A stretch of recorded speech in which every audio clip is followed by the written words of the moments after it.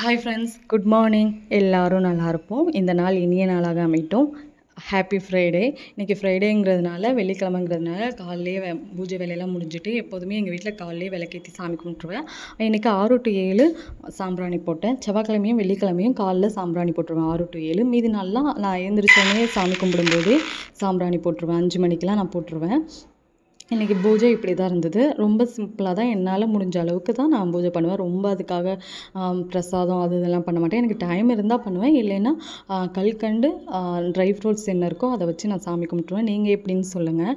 அப்புறம் இன்றைக்கி lunch back பண்ணுற வேலையும் எனக்கு ரொம்ப சிம்பிள் தான். ஏன்னா நேற்று வச்ச ரசம் இருந்தது எனக்கு. அதனால் நான் ரசத்தை வச்சுட்டு பீட்ரூட் கூட்டு மாதிரி செஞ்சு அதில் சாப்பாடு போட்டு கொடுத்துட்டேன். நான் பாப்பாட்ட சொன்னேன், பருப்பு சாதம் செஞ்சு தரமானே. இல்லை எனக்கு பருப்பு சாதம் வேண்டாமா அப்படின்னு சொல்லிட்டா. சரின்ட்டு எனக்கும் வேலை ஈஸியாக போய்டும். பருப்பு பீட்ரூட் கூட்டில் சாதம் போட்டு வச்சுட்டேன். இதுதான் இன்றைக்கி லஞ்ச். அவங்களுக்கு ஸ்நாக்ஸ்க்கு ட்ரை ஃப்ரூட்ஸு, பேரிச்சம்பழம் தீர்ந்துட்டு வாங்கினோம். அதனால் அது இல்லாமல் இருக்குது. எப்போதும் ஃப்ரூட்ஸ் தராதிங்க, சுண்டல் தரீங்க, எனக்கு இன்றைக்கி வேறு ஏதாவது கொடுங்கன்னதுனால நான் கொடுத்துட்டேன். தக்காளி சட்னி, பாப்பாவோட ஃபேவரெட்டே தக்காளி சட்னி தான். அப்புறம் கஞ்சி, சுட தண்ணி ஆற வச்சுருக்கேன். இதுதான் நம்ம வீட்டில் இன்றைக்கி லஞ்ச்.